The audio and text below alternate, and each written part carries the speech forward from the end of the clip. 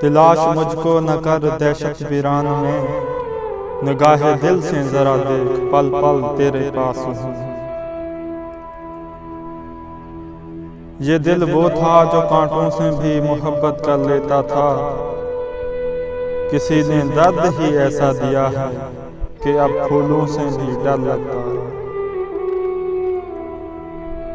वो शायर होते हैं जो शायरी करते हैं, हम तो बदनाम से लोग हैं सिर्फ ज़्यादा लिखते हैं। वो आए थे अपनी वफाओं का हिसाब करने हमसे, किताब इश्क खोली तो कर्जदार होकर चले गए। हर इंसान को अपनी सोच से ना देख ऐ इंसान, किसी का दिल गुलाब की पत्तियों से भी नर्म होता है। हमारे बाद महफिल में अफसाने बयां होंगे, बहारें हमको ढूंढेंगी न जाने हम कहाँ होंगे।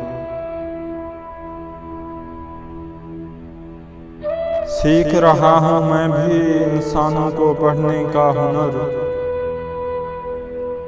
सुना है किताबों से ज्यादा चेहरे पे लिखा होता है।